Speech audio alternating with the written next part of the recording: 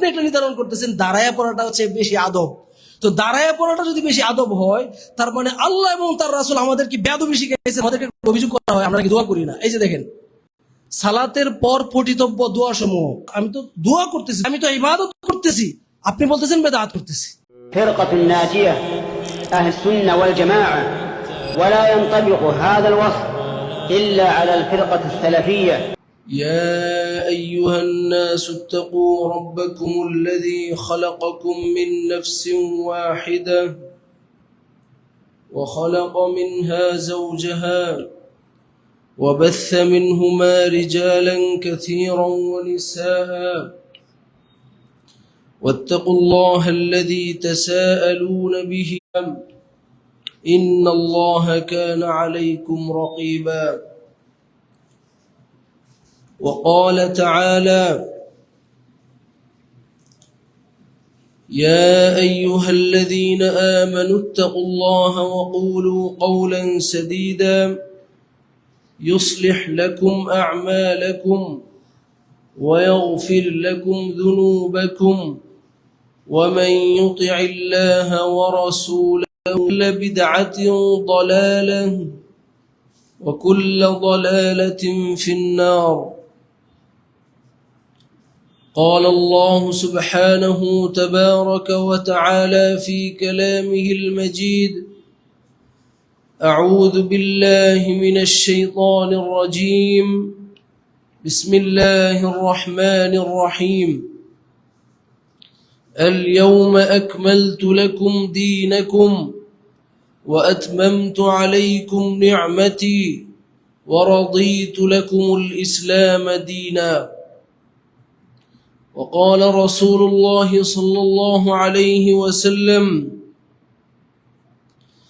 من أحدث في أمرنا هذا ما ليس منه فهو رد أو كما قال رسول الله صلى الله عليه وسلم. আলহামদুলিল্লাহ, সমস্ত প্রশংসা আল্লাহ রাব্বুল আলামিনের জন্য, যিনি আমাদেরকে সৃষ্টি করেছেন, পাশাপাশি আমাদেরকে হেদায়েত দেওয়ার জন্য কিতাব ও রাসূল পাঠিয়েছেন। সালাত ও সালাম বর্ষিত হোক বিশ্ব মানবতার মুক্তির দূত, যার অনুসরণ অনুকরণ ইহকালীন ও পরকালীন উভয় জীবনের মুক্তি।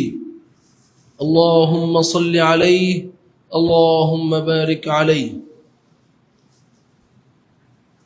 আল্লাহ রাব্বুল আলামিন আমাদের দ্বীন ইসলামকে পরিপূর্ণ করে দিয়েছেন। আল্লাহ রাব্বুল আলামিন বলেন আল-ইয়াউমা আকমালতু লাকুম দীনাকুম, তোমাদের জন্য আজকে তোমাদের দ্বীনকে আমি পরিপূর্ণ করে দিয়েছি। আল-ইয়াউমা আকমালতু লাকুম দীনাকুম, আজকে আমি তোমাদের জন্য তোমাদের দ্বীনকে পরিপূর্ণ করে দিয়েছি। তাহলে আমাদের দ্বীন হচ্ছে মুকাম্মাল দ্বীন, পরিপূর্ণ একটা। যদি কোনো একটা জিনিসকে বের করে দেওয়া হয় সেটাও সমস্যা। সাল্লাল্লাহু আলাইহি ওয়াসাল্লাম দ্বীনকে যে হালতে রেখে গিয়েছেন, সেই অবস্থায় তারা দ্বীনকে মানতে চায় না, দ্বীন সেভাবে থাকুক, এতে তারা সন্তুষ্ট নয়। তারা চায় এর মধ্যে অনেক জিনিস প্রবেশ করাইতে, আবার অনেক জিনিস বের করে দিতে চায়, কিন্তু এই সুযোগ ইসলামে নেই। এটাকে বলা হয় বিদআহ। দ্বীনের মধ্যে নতুন কোনো বিষয়কে আবিষ্কার করা, এটা হচ্ছে বিদআহ। তো আজকে আল্লাহ রাব্বুল আলামিন চাহেতু আমরা বিদআত এর পরিচয় ও প্রকারভেদ এবং বিদআতীদের কিছু আলামত, বেদাতের কিছু আলামত এবং কিছু উদাহরণ ইনশাআল্লাহ আমরা জানার চেষ্টা করব। ওমা তাওফীকি ইল্লা বিল্লাহ আলাইহি তাওয়াক্কাল। মুহতারাম হাজিরিন, বিদআত শব্দের আবিধানিক অর্থ কি? ইমাম ইবনে ফারিস রাহিমাহুল্লাহ, যিনি আরবি ভাষার বড় পণ্ডিত ছিলেন এবং বিখ্যাত দুটি অভিধানের রচয়িতা এবং প্রাচীন আরবি অভিধান রচয়িতাদের মধ্যে তিনি অন্যতম। তার দুটি কালজয়ী অভিধানের গ্রন্থ রয়েছে আরবি ভাষার শব্দার্থ কোনটার কি সে সম্পর্কে ওনার কালজয়ী দুটি গ্রন্থ রয়েছে। একটি হচ্ছে আল মুজমাল আর একটি হচ্ছে মাকাইসুল লুগা। এর মাকাইসুল লুগা এর বা, দাল এবং আইন এই মাদ্দা নিয়ে আলোচনা করতে গিয়ে তিনি বলেছেন এই মূল ধাতুর দুটি অর্থ আছে। এই মূল ধাতুর কয়টা অর্থ? দুটি অর্থ। একটি হচ্ছে ইবতিদাউশ শাইই ওয়া সুনউহু বিলা লা আন মিসালিন, কোন রকম উদাহরণ ছাড়া কোন একটা জিনিসকে শুরু করা, আবিষ্কার করা। পূর্বের কোন রকমের উদাহরণ ছাড়া কি করা? কোনো একটা জিনিসকে শুরু করা বা আবিষ্কার করা। আরেকটি অর্থ হচ্ছে ইনকিতা, মানে কোনো ব্যক্তির সোয়ারি শেষ হয়ে যাওয়া, কোনো ব্যক্তির বাহন জন্তু না থাকা বা বাহন জন্তু থাকলেও সেটা একেবারে অচল অবস্থায় থাকা। এই হচ্ছে দুটি অর্থ। তো আমাদের শরীয়তে যেটাকে বেদাত বলা হয় সেটা হচ্ছে প্রথম অর্থ। কোনটা? যে কোন রকমের পূর্বের উদাহরণ ছাড়া কোনো একটা জিনিসকে নতুন করে শুরু করা, আবিষ্কার করা, সেটা কথা হোক, কাজ হোক, কি করা? শুরু করা বা আবিষ্কার করা। এটা হচ্ছে আবিধানিক অর্থ। যেমন আল্লাহ তাআলা তিনি কিছু উদাহরণ পেশ করেছেন, কোরআনে আয়াত দিয়ে উদাহরণ পেশ করেছেন। যেমন আল্লাহ তাআলা আমাদের রাসূল সাল্লাল্লাহু আলাইহি ওয়াসাল্লাম সম্পর্কে বলেছেন, কুল মা কুনতু বিদআম মিনার রাসূল, হে নবী আপনি বলে দিন আমি কোনো বিদআ, এই বেদাতের যে মূল মাত্রা এটা আসছে যে আমি কোনো নতুন বা শুরুর প্রথম কোনো রাসূল না, আমার আগে অনেক রাসূল এসেছেন। তাহলে এখানে বিদআন শব্দটা শুরু অর্থে ব্যবহার করেছে, আমি শুরুর কোনো রাসূল না বা নতুন প্রথম কোনো রাসূল না। এভাবে কোরআনের একটি আয়াত বাদিউস সামাওয়াতি ওয়াল আরদ, বাদি', আল্লাহ হচ্ছেন কি বাদি', আসমান এবং জমিনের বাদি'। এই বাদি' শব্দটিও এসেছে কোথা থেকে? এই বা দাল আইন, এই মূল মাদ্দা থেকে এসেছে। যেটা হচ্ছে বিদআত শব্দটা যে মূল মাদ্দা থেকে এসেছে, বাদি' শব্দটাও ওই একই মাদ্দা থেকে এসেছে, একই মূল ধাতু থেকে এসেছে। তো আল্লাহ তাআলা হচ্ছেন বাদি'। আল্লাহ কেন বাদি'? আল্লাহ আসমান এবং জমিনকে যে সৃষ্টি করেছেন পূর্বে কোনো উদাহরণ ছিল না এটার। আগে আল্লাহর আগে কি কেউ এইরকম দেখাইতে পারছে? এই যে আসমান জমিন সৃষ্টি করে দেখাইলাম, এই উদাহরণ অনুযায়ী আরেকটা আসমান জমিন তৈরি করো। তাহলে পূর্বের কোন রকমের উদাহরণ ছাড়া সৃষ্টি করা, আবিষ্কার করা, এটার নাম হচ্ছে ইবতিদা বা বাদাল আইন। বেদাতের যে মূল মাদ্দা এটাকে বোঝায়, মানে পূর্বের কোন রকম উদাহরণ ছাড়া সৃষ্টি করা। এটা গেল আবিধানিক অর্থ। এখন পারিভাষিক অর্থ কি? শরঈ। শরীয়তে বিদআত বলতে কাকে বলে? শরীয়তে বিদআতের পরিচয় কি? পারিভাষিক অর্থ কি? শরীয়তে পারিভাষিক অর্থ হচ্ছে সূরা বাকারার এই আয়াতের অধীনে বলেছেন। ইবনে জারির তাবারি রাহিমাহুল্লাহ তিনি বলেন,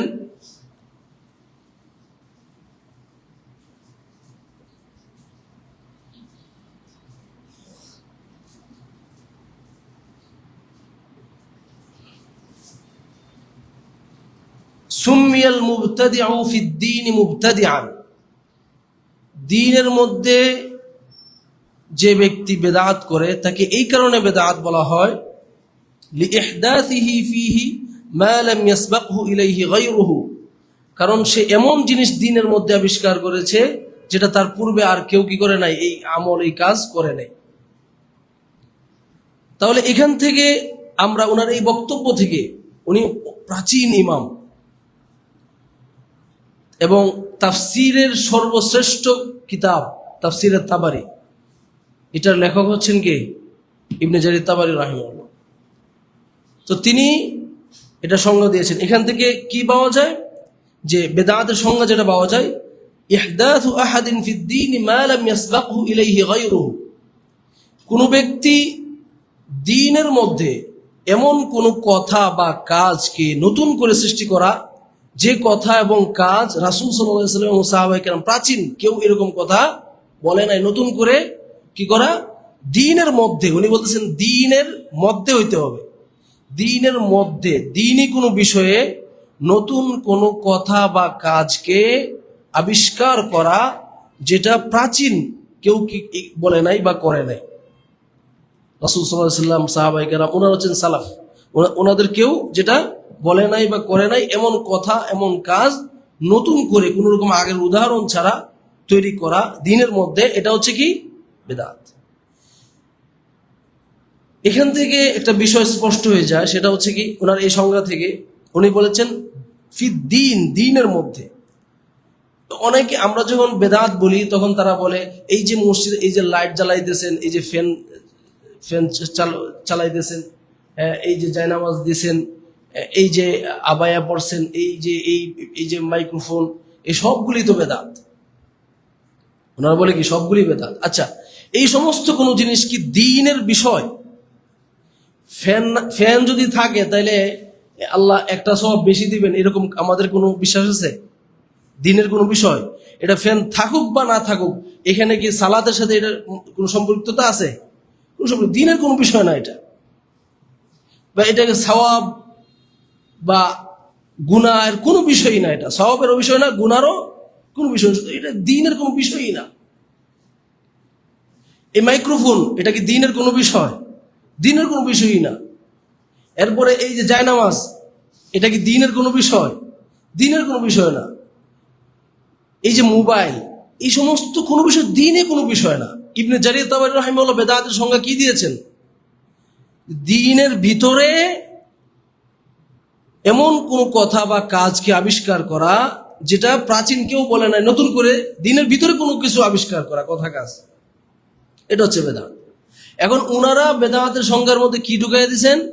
যেটা দ্বীনের সাথে সম্পৃক্ততাই নাই, ওইটাকে বেদাতের সংজ্ঞার মধ্যে ঢুকিয়ে বলতেছেন আপনারা এই বেদাত করতেছেন, ওই বেদাত করতেছেন, ওই বেদাত, আমাদেরকে উল্টা বেদাতই বানানোর চেষ্টা করা হচ্ছে।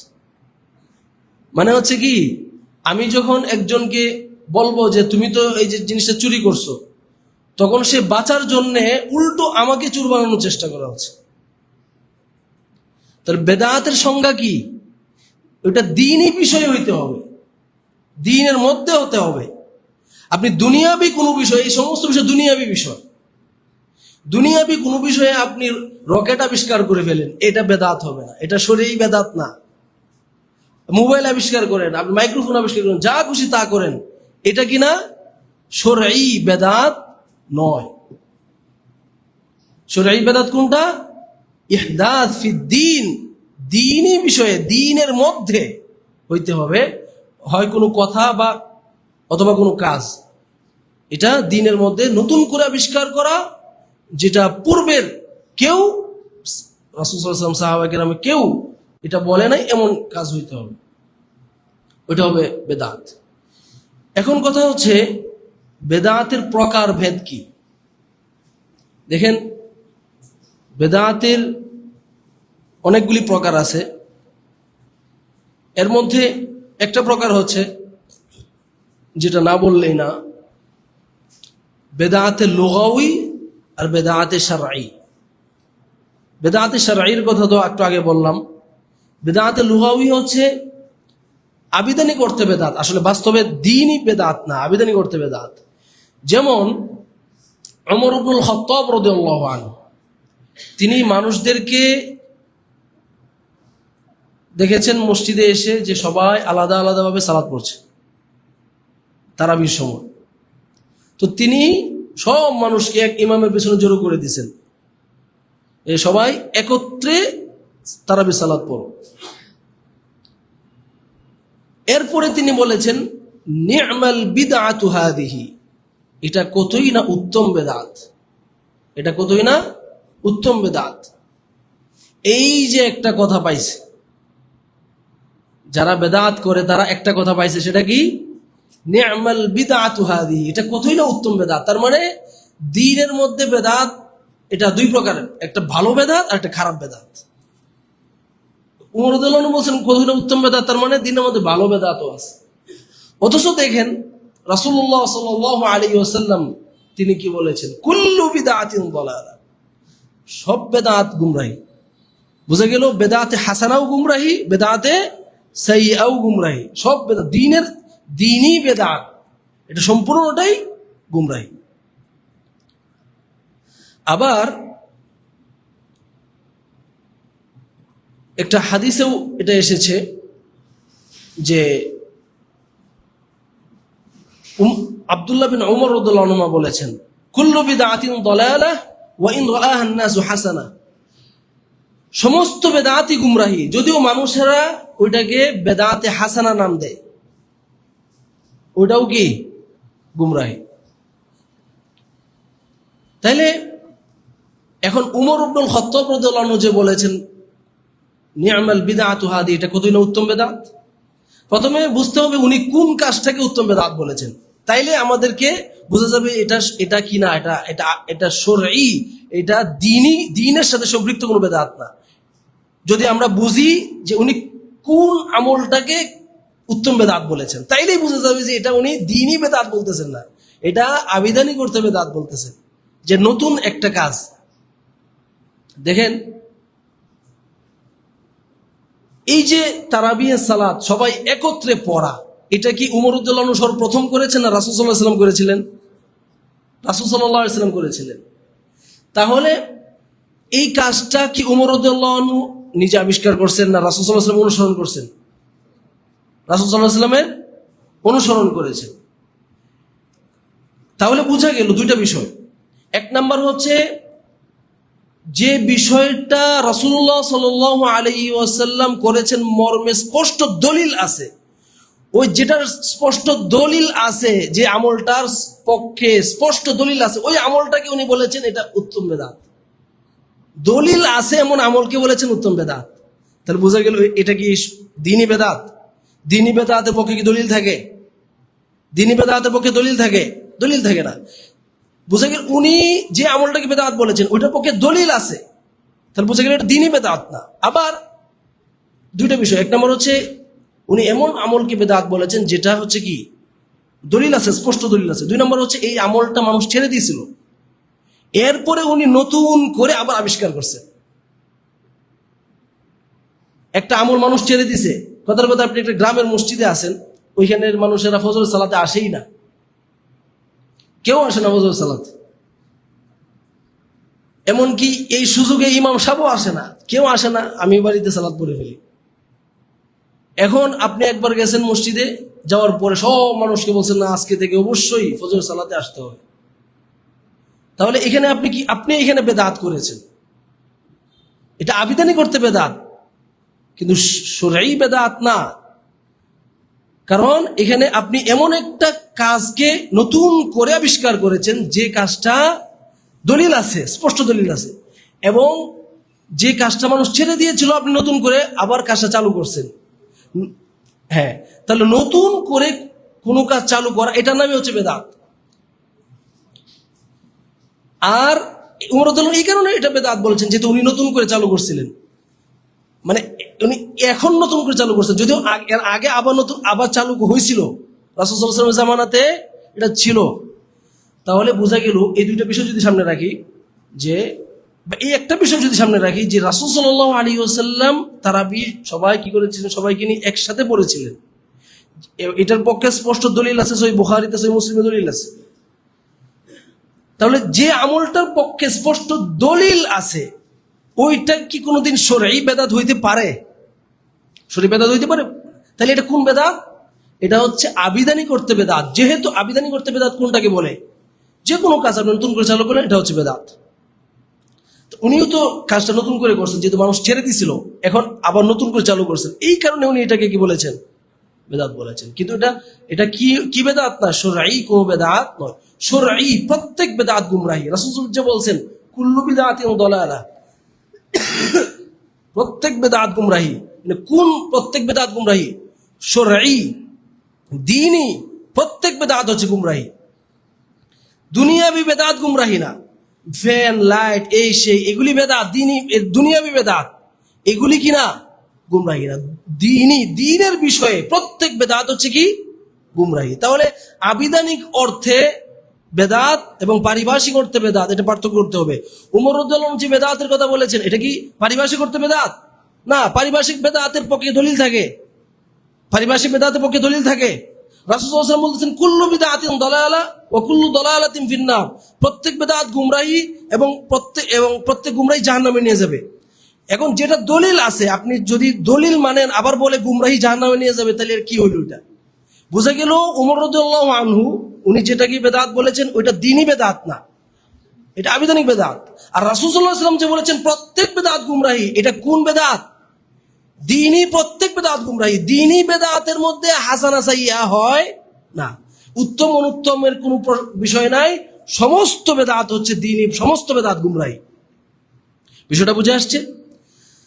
এখন বিষয়টা হচ্ছে এই বেদাতের কিছু, এই যে বেদাত যে দুই প্রকার, এটা কি আমরাই বলেছি না আমাদের বহু পূর্বে ইমাম ইবনে কাসির রাহিমাহুল্লাহ এই কথাটা বলেছেন। ইবনে কাসির রাহিমাহুল্লাহ 117 নম্বর আয়াত, সূরা বাকারার 117 নম্বর আয়াত, বাদিউস সামাওয়াতি ওয়াল আরদ, এই আয়াতের অধীনে তিনি বেদাত দুই প্রকার, আবিধানিক বেদাত আর পারিভাষিক শরঈ বেদাত, দ্বীনি বেদাত, এই দুইটাকে পার্থক্য করেছেন। বেদাত দুই প্রকার বলেছেন কে? ইমাম ইবনে কাসির রাহিমাহুল্লাহ তাফসীরে ইবনে কাসিরের মধ্যে সূরা বাকারার 117 নম্বর আয়াতের অধীনে এই বেদাতকে দুই ভাগে ভাগ করেছেন। উমর রাদিয়াল্লাহু আনহু যে বেদাত, এটা হচ্ছে আবিধানিক বেদাত, পারিভাষিক বেদাত না। কারণ পারিভাষিক বেদাতের ব্যাপারে দলিল থাকে না। উমর রাদিয়াল্লাহু আনহু বেদাতের ব্যাপারে কি আছে? দলিল আছে। বুঝা গেল উমর রাদিয়াল্লাহু আনহু বেদাতটা আবিধানিক বেদাত, পারিভাষিক বেদাত না। এখন কথা হচ্ছে এটা তো একটা প্রকার গেল। বেদাতের কি আর কোনো প্রকার আছে? বেদাতের সাধারণত বেদাতকে দুই ভাগে ভাগ করা হয়। মানে এর আগে তো গেলাম আমরা আবিধানিক, পারিভাষিক। এখন পারিভাষিক বেদাত যেটা, এটা আবার দুই ভাগে বিভক্ত। পারিভাষিক বেদাত কয় ভাগে বিভক্ত? দুই ভাগে বিভক্ত। এক নম্বর হচ্ছে আল বিদআতুল হাকিকিয়া, বাস্তবিক বেদাত, মানে এটার কোনো দৃষ্টান্তই ছিল না। আরেকটা হচ্ছে আল বিদআতুল ইদাফিয়া, মানে আমলটা আছে কিন্তু পদ্ধতিটা নাই, পদ্ধতিটা বেদাত। এটা হচ্ছে আল বিদআতুল ইদাফিয়া। উদাহরণস্বরূপ আপনি বাস্তবিক যে বেদাত, সেটা একটা উদাহরণ দিচ্ছি। যেমন ধরেন কবরের উপরে বা মৃত ব্যক্তি মারা যাওয়ার পরে 40 দিন পরে মানুষকে খাওয়ানো, 40 যেটাকে বলে, এটার কোনো উদাহরণ রাসূল সাল্লাল্লাহু আলাইহি ওয়াসাল্লাম জামানায় ছিল না। এটা হচ্ছে কি বেদাত, এটা হলো বাস্তবিক বেদাত। আরেকটা বেদাত হচ্ছে যেমন ধরেন সম্মিলিতভাবে সবাই আপনার দুরুদ সালাম পড়লো, সবাই সম্মিলিতভাবে দাঁড়ায় দুরুদ সালাম পড়লো, তাহলে দুরুদ সালাম পড়া কি এটা বেদাত? এটা বেদাত না, পদ্ধতির মধ্যে বেদাত হয়েছে। পদ্ধতি কি সবাইকে একত্র করছে, হ্যাঁ, দাঁড়ায় দাঁড়ায় পড়তেছে, দাঁড়ায় দাঁড়ায় পড়াটাকে উত্তম মনে করতেছে। তাহলে বোঝা গেল বেদাত দুই প্রকার, একটা হচ্ছে বাস্তবিক বেদাত আর একটা হচ্ছে ইদাফি বেদাত। ইদাফি বেদাত মানে হচ্ছে এক দিক থেকে এটা বেদাত, আরেক দিক থেকে বেদাত না। এটা যেহেতু সালাত ও সালাম, এটা এই কারণে এটা বেদাত না, বরং আরেক দৃষ্টিকোণ থেকে বেদাত। এটা কোনটা? নতুন যে পদ্ধতি যেটা আবিষ্কার করা হয়েছে, ওই কারণে এটা বেদাত। অনুরূপ ভাবে মৃত ব্যক্তির জন্য এই যে ফাতিহা খানি পড়ে, আরো বিভিন্ন জিনিস করে, ফাতিহা সূরা ফাতিহা পড়া, এটা কি বেদাত? এটা তো সবের কাজ। কিন্তু এই যে মৃত ব্যক্তির জন্য অমুক দিনে তমুক দিনে আয়োজন করে এইভাবে সেভাবে পদ্ধতি আবিষ্কার করা, এটা হচ্ছে কি এই পদ্ধতি বেদাত। এরপরে বেদাত আবার আপনার দুই প্রকার, একটা হচ্ছে বেদাতে মুকাফফিরা আর একটা বেদাতে মুফাসসিকা। বেদাতে মুকাফফিরা হচ্ছে যে বেদাত করলে আপনি কাফের হয়ে যাবেন। আরেক প্রকার বেদাত হচ্ছে যেটা করলে আপনি কাফের হবেন না, কিন্তু ফাসিক হবেন, আপনার আমল টামল কিছুই কবুল হবে না। বেদাতে মুকাফফিরা যেটা, যেমন ইনকারু মা উলিমা মিন আদ-দীন বিদ-দারুরা, দ্বীন ইসলামের যে বিষয়টা একেবারে মুতাওয়াতির সূত্রে যুগ পরম্পরায় চলে আসছে, ওই রকম বিষয়কে অস্বীকার করা, এটাকে বলা হয় কি? বেদাতে মুকাফফিরা। যেমন কথার কথা, সহিহ বুখারীর কোন হাদিসকে কেউ অস্বীকার করলো, সে কাফের হয়ে যাবে। মানে কোন ব্যক্তি সহিহ বুখারীর যে হাদিসগুলি যুগ পরম্পরায় রাসূলুল্লাহ সাল্লাল্লাহু আলাইহি ওয়াসাল্লাম থেকে চলে আসছে, এরকম হাদিসগুলি কেউ যদি অস্বীকার করে, তাহলে সে কি হয়ে যাবে? কাফের হয়ে যাবে। এরকম ভাবে কেউ যদি বলে কোরআন বিকৃত হয়ে গেছে, যেমন শিয়ারা অনেকে বলে কোরআন বিকৃত হয়ে গেছে, অথচ এই কোরআন রাসূল সাল্লাল্লাহু আলাইহি ওয়াসাল্লাম থেকে সাহাবায়ে কেরাম থেকে তাবে আমাদের পর্যন্ত অবিকৃত অবস্থায় পৌঁছেছে। তো দ্বীনি যে বিষয়গুলি জরুরি ভিত্তিতে জানা গেছে, একেবারে যুগ পরম্পরা চলে আসছে, এরকম কোন বিষয়কে অস্বীকার করা বেদাত। এরপরে আপনার আল্লাহ সিফাতগুলি অস্বীকার করা বেদাত। যেমন জাহমিয়ারা, এদেরকে ইমামগণ কাফের বলেছেন। এরা এমন বেদাত করছে যে বেদাতের কারণে এরা কাফের হয়ে গেছে। বলে কি আল্লাহ দেখে না, আল্লাহ শুনে না, আল্লাহর হাত নাই, পা নাই, মানে আল্লাহর কিচ্ছু নাই। এরা হচ্ছে কারা? জাহমিয়া। এদেরকে এরা কাফের আকীদার কারণে, এরা সিফাতের মাসআলা, আসমা ও সিফাতের মধ্যে এরা কাফের হয়ে গেছে, আকীদাগত বেদাত। আবার কাদরিয়া যারা আছে, কাদরিয়া যারা তাকদীরকে অস্বীকার করে, এরাও কাফের। তাহলে কিছু বেদাত এমন আছে যেগুলি করার কারণে মানুষ কাফের হয়ে যায়, বেদাতে মুকাফফিরা বলে। আর কিছু বেদাত আছে যেগুলি করলে মানুষ কি হয় না? কাফের হয় না, কিন্তু ফাসিক হয়ে যায়। যেমন একটু আগে যে 40টার কথা বললাম, মিলাদ কিয়ামের কথা বললাম, এগুলি করলে মানুষ ফাসিক হয়ে যায়। এরপরে বেদাতকে চিনার, বেদাত হয় সাধারণত 6টা জিনিসের মধ্যে। কয়টা জিনিসের মধ্যে? 6টা জিনিসের মধ্যে বেদাত হয়। মানে একটা জিনিস মূলত জায়েজ, একটা কাজ মূলত জায়েজ, কিন্তু ওইটা হয় হচ্ছে কি আপনার অনেক সময় পদ্ধতিগত বা বিভিন্ন কারণে বেদাত হয়ে থাকে। এর মধ্যে একটা হচ্ছে মানে কারণে বেদাত করা, যে কোনো একটা কারণে বেদাত করা। আরেকটা হচ্ছে আপনি একটা বিষয় জায়েজ আছে, কিন্তু এটার জন্য নিজের পক্ষ থেকে সময় নির্ধারণ করলেন। যেমন এই যে 40 দিন পরে খাওয়ানো মানুষকে, এটা। এরপরে ধরেন পদ্ধতি নির্ধারণ করা, যেমন সালাত সালাম জায়েজ আছে, কিন্তু আপনি কি করলেন? দাঁড়ায় দাঁড়ায় এবং মানুষকে নিয়ে এভাবে করলেন, এটা হচ্ছে বেদাত। এভাবে আপনার কিছু বিষয় আছে যেগুলি হচ্ছে কি পদ্ধতির মধ্যে বেদাত হয়। সময় নির্ধারণ করলেন বা স্থান নির্ধারণ করলেন, যেমন তওয়াফ করতে হয় বাইতুল্লাহর পাশে, আপনি কবরের পাশে তওয়াফ করতেছেন, তো তওয়াফ এটা নির্ধারিত একটা স্থানের সাথে, এখন আপনি এটা অন্য জায়গায় লাগাই দিচ্ছেন, এটাও বেদাত। এখন কথা হচ্ছে বেদাত এর কিছু উদাহরণ। বেদাতের কিছু উদাহরণ হচ্ছে, যেমন একটু আগে যেটা বললাম যে মিলাদ পড়া, এটা হচ্ছে বেদাত। কেন? দেখেন, মিলাদের মধ্যে খারাপ কাজ হয় না, কিন্তু পদ্ধতিটা বেদাত। মিলাদের মধ্যে কি হয়? রাসূলুল্লাহ সাল্লাল্লাহু আলাইহি ওয়াসাল্লামের উপর দুরূদ পড়া হয়, যদিও এটাও একটু সমস্যা, কারণ দুরূদটাও নিজেদের তরফ থেকে পড়তেছে, মানে এমন লফজ, এমন শব্দে পড়তেছে যেটা রাসূল সাল্লাল্লাহু আলাইহি ওয়াসাল্লাম, সাহাবায়ে কেরাম এই শব্দে দুরূদ পড়ে নাই, নিজেদের তরফ থেকে বানায় বানায় দুরূদ পড়তেছে। দুরূদ কি বানিয়ে বানিয়ে পড়া জিনিস? দুরূদ একটা ইবাদত, এটা করলে আপনার সওয়াব হবে, এটা বানায় বানায় করা যাবে না। রাসূল সাল্লাল্লাহু আলাইহি ওয়াসাল্লাম, সাহাবায়ে কেরাম যে শব্দে দুরূদ পড়েছেন, ওই শব্দে পড়তে হবে আপনাকে। তো ওনারা কিভাবে পড়ে? সাল্লা কি, ইয়া নবী সালামু আলাইকা, ইয়া হাবিব সালামু আলাইকা, এরপরে আরো বিভিন্ন শব্দে পড়ে। কিন্তু এইভাবে দুরূদ রাসূল সাল্লাল্লাহু আলাইহি ওয়াসাল্লামের উপর সাহাবায়ে কেরাম কোনোদিন পড়েন নাই, রাসূলও এইভাবে দুরূদ শিখায় নাই। রাসূল সাল্লাল্লাহু আলাইহি ওয়াসাল্লাম দুরূদ শিখাইছেন, সালাতের মধ্যে দুরূদ আছে না, আমরা পড়ি না? এটা রাসূল সাল্লাল্লাহু আলাইহি ওয়াসাল্লাম শিখাইছেন, সাহাবায়ে কেরাম শিখাইছেন সাল্লাল্লাহু আলাইহি ওয়াসাল্লাম। প্রত্যেক হাদিস বর্ণনা পড়ে সাহাবায়ে কেরাম বলেছেন কি সাল্লাল্লাহু আলাইহি ওয়াসাল্লাম, ক্বালা রাসূলুল্লাহ সাল্লাল্লাহু আলাইহি ওয়াসাল্লাম। তো এইগুলি হচ্ছে কি দুরূদের শব্দ। এগুলি ছেড়ে নিজের তরফ থেকে দুরূদ আবিষ্কার করা, এটা একটা সমস্যা। বেশি সমস্যা যেটা, সেটা হচ্ছে যেটাকে নির্ধারণ করে নাই শরীয়ত, যে পদ্ধতিটাকে আপনি সেই পদ্ধতিতে করতেছেন। যেমন আপনাকে বলা হয়েছে আপনি দুরূদ পড়বেন, এটা দাঁড়ায় হোক, বৈশা হোক, শুয়ে হোক, হাঁটতে হাঁটতে হোক, যেভাবে খুশি আপনি পড়তে পারেন। কোন পদ্ধতি ইসলামী শরীয়ত কি করে নাই, নির্ধারণ করে দেয় নাই। কিন্তু আপনি একটা নির্ধারণ করতেছেন দাঁড়ায় পড়াটা হচ্ছে বেশি আদব। তো দাঁড়ায় পড়াটা যদি বেশি আদব হয়, তার মানে আল্লাহ এবং তার রাসূল আমাদেরকে বেয়াদবি শিখাইছেন। আমরা যে সালাতে দুরূদ পড়ি, দাঁড়ায় পড়ি না বৈশা পড়ি? তো আপনি বলতেছেন দাঁড়ায় দুরূদ পড়াটা কি আদব বেশি। তো রাসূল সাল্লাল্লাহু আলাইহি ওয়াসাল্লাম আমাদেরকে দুরূদ শিখাইছেন বৈশা বৈশা পড়তে সালাতের মধ্যে। তো রাসূল সাল্লাল্লাহু আলাইহি ওয়াসাল্লাম আমাদেরকে বেয়াদবি শিখাইছেন?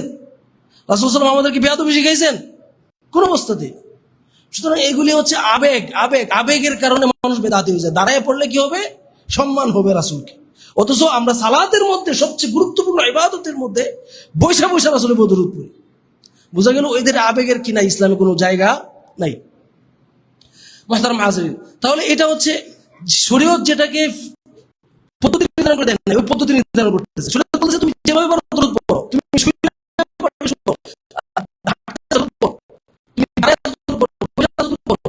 কিন্তু ওরা কি করতেছে, একটা পদ্ধতি নির্ধারণ করে নিছে। পদ্ধতিটা কি দাঁড়াই করতে হবে, আবার হচ্ছে কি সবাই জড়ো হইতে হবে।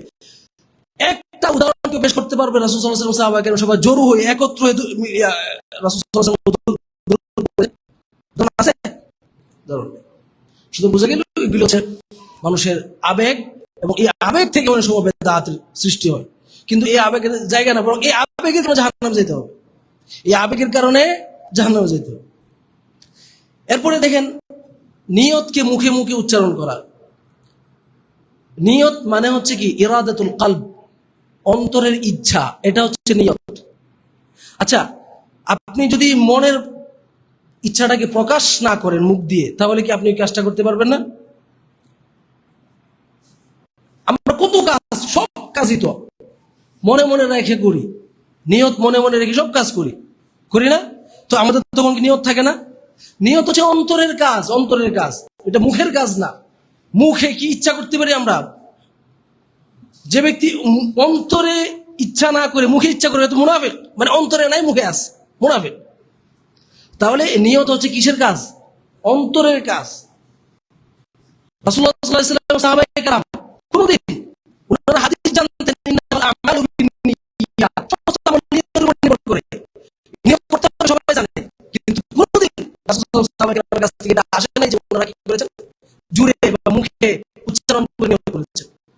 কিন্তু এখানে সালাত শুরু হচ্ছে, আমরা প্রধান বলছেন না, মানে সালাতে বিদআত, দোয়াতে বিদআত। আমাদের সালাতটা শুরুই হচ্ছে, সালাত শুরু হয় কিনা নিয়তের মাধ্যমে। আগে সালাতের আগে নিয়ত না করলে সালাত হবে? সালাত হবে না। সালাতটা শুরু হচ্ছে বিদআত দিয়ে।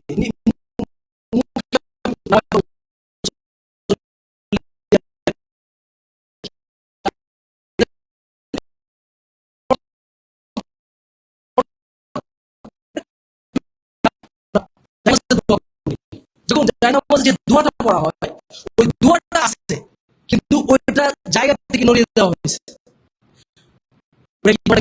ইন্নী ওয়াজ্জাহতু ওয়াজহিয়া লিল্লাযী ফাতারাস সামাওয়াতি ওয়াল আরদি হানিফা ওয়া মা আনা মিনাল মুশরিকিন।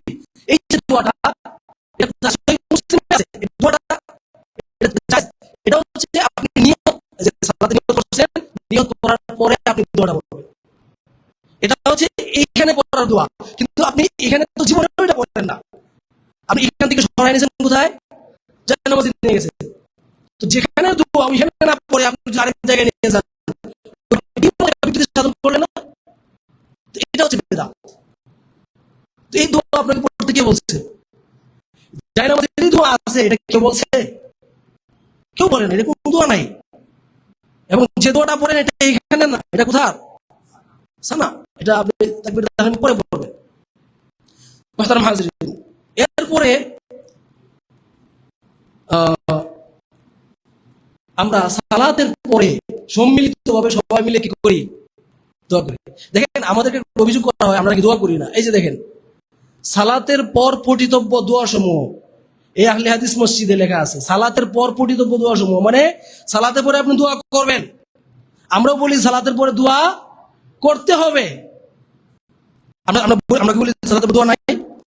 দোয়া আছে, এই যে দেখেন কত দোয়া এখানে লেখা আছে, আপনি এই দোয়াগুলি সালাতের পরে পড়বেন। কিন্তু রাসূলুল্লাহ সাল্লাল্লাহু আলাইহি ওয়াসাল্লাম, সাহাবায়ে কেরাম, তাদের কাছ থেকে এই দোয়াগুলির কথা আসছে, কিন্তু এটা আসে নাই যে তারা সবাই মিলে সম্মিলিতভাবে হাত তুলে এইভাবে দোয়া করতেন, সবাই মিলে দোয়া করতেন, এটা আসে নাই। ইনফিরাদি ভাবে আপনি আলাদা আলাদা ভাবে সবাই নিজে নিজে নিজে সবাই দোয়াগুলা করবে। তাহলে বোঝা গেল এই নিজেদের তরফ থেকে এটা আবিষ্কার করা হয়েছে। দেখেন আমাদের সাহাবায়ে কেরাম তারা এত মহান ছিলেন, বাথরুমটা কিভাবে করতে হবে সেটা পর্যন্ত শিক্ষা দেওয়া হয়েছে আমাদেরকে। সহিহ মুসলিমে আছে এক এক ইহুদি বা খ্রিস্টান আহলে কিতাবের কেউ আমাদের সালমান ফারসি রাদিয়াল্লাহু আনহুকে বলেছিলেন, قد علمكم نبيكم كل شيء حتى القراءة, তোমাদের নবী তো তোমাদেরকে সব শিখাইছে, এমন কি কিভাবে পায়খানা করতে হবে ওই কাজটাও শিখাইছে। মানে হ্যাঁ বুঝাইতেছে নিকৃষ্ট ছিলেন, বা এত জিনিস শিখাইতে হয় নাকি, একেবারে স্পষ্ট ইসলামকে স্পষ্ট বানায় হয়ে গেছে, কিভাবে প্রস্রাব পায়খানা করতে হবে ওইটাও শিখাই গেছে তোমাদের নবী। তখন উনি বলছেন, হ্যাঁ এটা আমাদের জন্য গর্বের বিষয়, এটা আমাদের জন্য কিনা আমাদের দিন ইসলামটা একেবারেই স্পষ্ট, এখানে বাড়ানোর কমানোর সুযোগ নাই, একেবারে আমাদের নবী এটা শিখাইছেন, কিভাবে প্রস্রাব পায়খানা করতে শিখাইছেন। তো দেখেন যে নবী আমাদেরকে এত গুরুত্বপূর্ণ বিষয়গুলো শিখাইছেন, যে সাহাবায়ে কেরাম আমাদের জন্য সব বিষয় প্রকাশ করে দিয়েছেন, ওই সাহাবায়ে কেরাম কি সালাতের পর সম্মিলিত দোয়া করতেন না? তারা কি আমাদেরকে করতে বলতেন না? একটা হাদিসেও কি এমন কথা আসছে যে তুমি সালাতের পর সম্মিলিত দোয়া করো, এমন কথা কি আসছে? আসে নাই। মুহতারাম হাজিরিন, আরো অনেক উদাহরণ দেওয়া যাবে। এরপরে আপনার মৃত ব্যক্তির জন্য কোরআন খতম করা, এরপরে জানাজা সালাতে পরে আলাদা একটা দোয়া করা, আর কত বেদাত আছে সমাজের মধ্যে। আমরা উদাহরণগুলি পেশ করলে সময় শেষ হয়ে যাবে, সময় অলরেডি প্রায় শেষ। এখন কথাটা হচ্ছে বেদাতীদের আলামত কি? বেদাতীদের সবচেয়ে বড় আলামত হচ্ছে, এটা এটা এটা জরুরি জানা, অনেক আলামত আছে বেদাতীদের। সবচেয়ে বড় আলামত হচ্ছে এরা হাদিস দেখতে পারে না। রাসূল সাল্লাল্লাহু আলাইহি ওয়াসাল্লামকে এদের সহ্য হয় না। হাদিস, রাসূল সাল্লাল্লাহু আলাইহি ওয়াসাল্লামের কথা, রাসূলের হাদিস এদের সহ্য হয় না, ঘৃণা করে। এটাই আল্লামা ইমাম বুখারী রাহিমাহুল্লাহর উস্তাদ আহমদ বিন সিনান আল-কাত্তান রাহিমাহুল্লাহ বলেছেন যে লাইসা ফিদ দুনিয়া মুবতাদিউন ইল্লা ওয়া হুয়া ইউবগিদু আহলাল হাদিস, দুনিয়াতে এমন কোন বেদাতি নাই যারা হাদিসের অনুসারীদেরকে ঘৃণা করে না, হাদিসকে ঘৃণা করে না। ফাইদা ইবতাদা আর-রাজুল, একজন ব্যক্তি যখন বেদাতি হয়ে যায় তখন নুজিআ হালাওয়াতুল হাদিস মিন কলবিহি, ওই ব্যক্তির অন্তর থেকে তখন হাদিসের প্রতি যে দরদ, হাদিসের প্রতি মায়া, এগুলা তুলে নেওয়া হয়। ওই ব্যক্তি হাদিসকে সহ্য করতে পারে না। একজন ব্যক্তি যখন বেদাতি হয়ে যায় ওরা হাদিস সহ্য হয় না, কারণ হাদিস কার হাদিস? রাসূলের হাদিস। হাদিস মানে আপনি ধরতে পারেন একটা মাযহাব, রাসূল সাল্লাল্লাহু আলাইহি ওয়াসাল্লামের মাযহাব হচ্ছে রাসূলের হাদিস। রাসূলের মাযহাব পছন্দ হয় না, তার অমুক তমুকের মাযহাবটা খুব পছন্দ হয়। একজন ব্যক্তির কথা, রাসূল সাল্লাল্লাহু আলাইহি ওয়াসাল্লামের কথা তার পছন্দ হয় না, নতুন মাযহাব তার মানতে হবে। এই হচ্ছে আর কি অবস্থা। এখন কথা হচ্ছে অনেকেই একটা কথা বলেন যে যদি এটা করি তাহলে সমস্যা কি? অনেকে একটা প্রশ্ন আছে যে আমি মিলাদ কিয়াম করলাম, আমি তো ভালো কাজই করলাম, আমি তো সালাতের পরে দোয়া করতেছি, এটা তো ভালো কাজ করলাম, এটাতে সমস্যা কি? মানে ভালো কাজ করলে ইবাদত, আমি তো দোয়া করতেছি, দোয়া হাদিসে আসছে দোয়া হল ইবাদা, দোয়া হচ্ছে ইবাদত, আমি দোয়া করতেছি, এটা ইবাদত করতেছি, আপনি বলতেছেন বেদাত করতেছি। বুঝছেন? মানে প্রশ্নটা বুঝতেছেন আপনি? মানে তারা বলতেছে কি আমি তো ইবাদত করতেছি, আপনি বলতেছেন বেদাত করতেছি। তো আমাদের কথা হচ্ছে ইবাদতটা আপনি করবেন, কিন্তু আপনার পদ্ধতি হইলে হবে না, রাসূলের পদ্ধতি লাগবে। এই কারণে এই সাহাবায়ে কেরাম, তাবেঈনগণ যে সমস্ত আমল শরীয়তে জায়েজ কিন্তু পদ্ধতিটা না জায়েজ, ওই সমস্ত বিষয়গুলোকেও তারা বেদাত বলতেন। কয়েকটা উদাহরণ দিচ্ছি। যেমন দোয়া করা, এটা জায়েজ বিষয় না, এটা ইবাদত, দোয়া ইবাদত। কিন্তু আব্দুল্লাহ ইবনে আব্বাস রাদিয়াল্লাহু আনহু বলেছেন, উনজুরিস সাজআ মিনাদ দুআই ফাজতানিবহু। সহিহ বুখারীতে এসেছে, সহিহ বুখারীর হাদিস নাম্বার 6337, উনি বলতেছেন, তুমি কবিতা আকারে দোয়া করা থেকে বিরত থাকো। ফাইন্নী আহিদতু রাসূলুল্লাহ সাল্লাল্লাহু আলাইহি ওয়াসাল্লাম ওয়া আসহাবাহু লা ইয়াফআলুনা ইল্লা যালিক।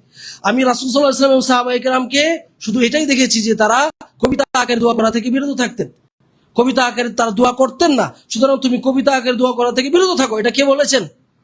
আব্দুল্লাহ বিন আব্বাস। এখন যদি ওনাকে বলা হইতো, আরে দোয়া করা তো আল্লাহ বলছেন ইবাদত, রাসূল সাল্লাল্লাহু আলাইহি ওয়াসাল্লাম বলছেন ইবাদত, আর দোয়া হুয়াল ইবাদা, তাহলে আপনি বলতেছেন এই দোয়াটা বেদাত। হ্যাঁ, আব্দুল্লাহ ইবনে আব্বাস মতে দোয়া বেদাত। এটা কখন? যখন বেদাতটাকে আপনি নতুন পদ্ধতিতে করবেন, কবিতা আকারে দোয়া করবেন, ওইটা হবে বেদাত। তাহলে একটা কাজ শরীয়তে জায়েজ, কিন্তু ওইটার পদ্ধতিটা নিজের পক্ষ থেকে বানায় হইলে ওইটা কি হয়ে যায়? বেদাত হয়ে যায়। যেমন এই উদাহরণটা সহিহ বুখারী হাদিস নাম্বার কত? 6337। মানে আমরা কয়েকটা উদাহরণ দিচ্ছি যে আমলটা জায়েজ, পদ্ধতি বেদাত হওয়ার কারণে বেদাত হয়ে যায়। আরেকটা উদাহরণ নেন, যেমন মুসান্নাফে আব্দুর রাজ্জাক 1275 নম্বর হাদিস। আতা বিন আবি রবাহ রাহিমাহুল্লাহ বলতেছেন, ওনাকে প্রশ্ন করা হয়েছে, এই যে মহিলাদের ঋতুস্রাব হয়, ঋতুস্রাব হইলে তো সালাত জায়েজ নেই, ঋতুস্রাব হইলে কি সালাত পড়তে পারে মহিলারা? সালাত পড়তে পারে না, তাদের জন্য সালাত পড়া হারাম। তো এখন ঋতুস্রাব চলে গেছে, সে পবিত্র হয়ে গেছে, এখন কি ওই যে সালাতগুলা ছুটছে ওই সালাতগুলো কি পড়তে পারবে? পরে বলতেছে সালাত পড়তে পারবে মানে সালাত পড়া বেদাত। কে বলতেছেন? আতা বিন আবি রবাহ রাহিমাহুল্লাহ, মুসান্নাফে আব্দুর রাজ্জাক 1275 নম্বর হাদিস। সালাত পড়া বেদাত। কোন সালাত? ও যে সালাতগুলো ছুটে গেছে, কার? ঋতুবতী মহিলা যে সালাতগুলো ছুটে গেছে, ওই সালাতগুলি কাজা করা বেদাত। আপনি বলবেন এটা কি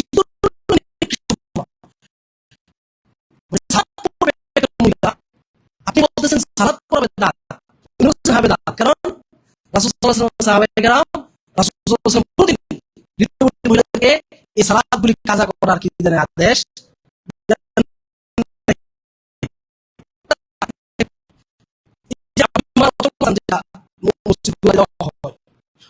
আব্দুল্লাহ বিন ওমর বলতেছেন, আল আযানুল আউয়ালু ইয়াউমাল জুমআতি বিদআতুন, জুমার দিন প্রথম যে আযানটা দেওয়া হয়,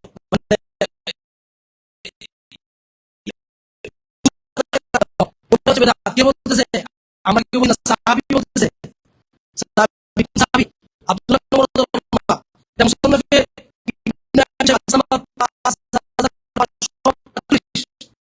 বলতেছেন জুমার দিনের যে প্রথম আযান, সর্বপ্রথম যে আযানটা দেওয়া হয় এটা হচ্ছে বিদআত। কথা হচ্ছে আযান বেদাত হয়, আযান ইবাদত। আযান দিবে, এটা বেদাত হবে কেন? আযান তো এখানে আল্লাহ জিকির আছে, রাসূলের প্রশংসা আছে, সালাতের দিকে মানুষকে ডাকা হচ্ছে, কত চমৎকার একটা ইবাদত আযান। আযানের অনেক ফাজাইল বর্ণনা করা হয়েছে হাদিসে।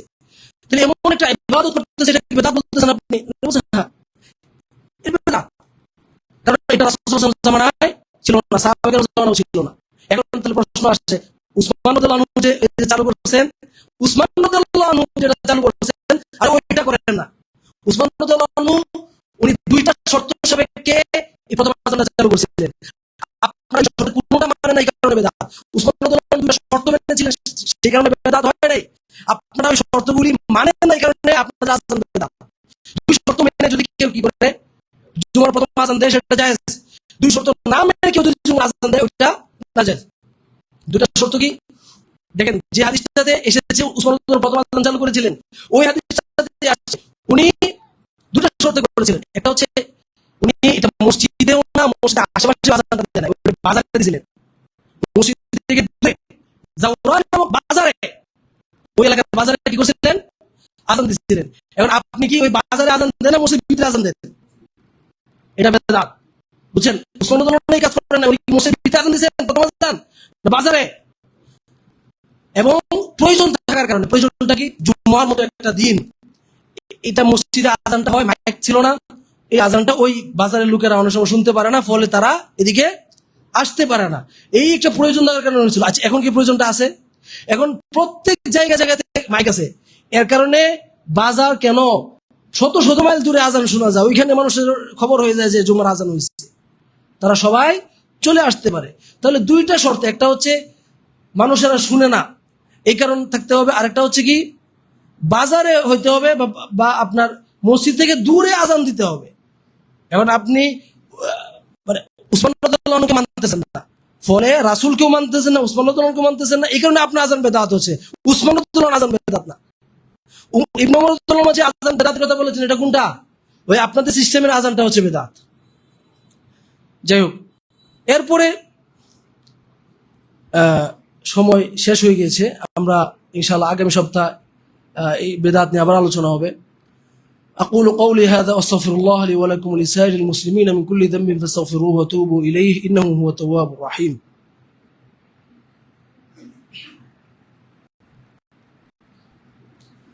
إن الحمد لله نحمده ونستعينه ونستغفره ونعوذ بالله من شرور أنفسنا وسيئات أعمالنا. من يهده الله فلا مضل له ومن يضلل فلا هادي له. ونشهد أن لا إله إلا الله وحده لا شريك له. ونشهد أن محمدا عبده ورسوله صلى الله تعالى عليه وعلى آله وصحبه وسلم تسليما كثيرا. أما بعد، فقد قال الله سبحانه تبارك وتعالى مخبرا وآمرا: إن الله وملائكته يصلون على النبي يا أيها الذين آمنوا صلوا عليه وسلموا تسليما. اللهم صل على محمد وعلى آل محمد كما صليت على إبراهيم وعلى آل إبراهيم إنك حميد مجيد. اللهم بارك على محمد وعلى آل محمد كما باركت على إبراهيم وعلى آل إبراهيم إنك حميد مجيد. وارض اللهم عن الصحابة أجمعين، خصوصا منهم الخلفاء الراشدين أبي بكر وعمر وعثمان وعلي وعن سائر الصحابة والتابعين أجمعين. মাওলানা রব্বুল আলামিন আপনি আমাদের জিন্দেগীর সমস্ত গুনাহ খাতা মাফ করে দিন। মাওলানা রব্বুল আলামিন, আমরা বিগত জীবনে জেনে বা না জেনে যত রকমের আকীদাগত বেদাত হোক, আমলগত বেদাত হোক, যত রকমের বেদাত আমরা করেছি, সমস্ত বেদাত থেকে আমরা তওবা করছি। আপনি আমাদের সমস্ত বেদাতের গুনাহগুলিকে আপনি মাফ করে দিন। মাওলানা রব্বুল আলামিন, আপনি আমাদের মধ্যে যারা অসুস্থ তাদেরকে আপনি সুস্থতা দান করুন। মাওলানা রব্বুল আলামিন, আমাদের মধ্যে যারা রিজিকের সংকীর্ণতায় ভুগছে, আপনি তাদেরকে প্রশস্ত এবং হালাল রিজিকের ব্যবস্থা করে দিন। মাওলানা রব্বুল আলামিন, আমাদের মধ্যে যাদের আত্মীয় স্বজন, বাবা মা মৃত্যুবরণ করেছেন, তাওহীদের উপরে মৃত্যুবরণ করেছেন, তাদের সমস্ত কবিরা সগীরা সমস্ত গুনাহ মাফ করে দিয়ে আপনি তাদেরকে জান্নাতুল ফিরদাউস দান করুন। মাওলানা রব্বুল আলামিন, আপনি আমাদের প্রত্যেকের মনের জায়েজ আশা আকাঙ্ক্ষাগুলিকে আপনি পুরা করে দিন।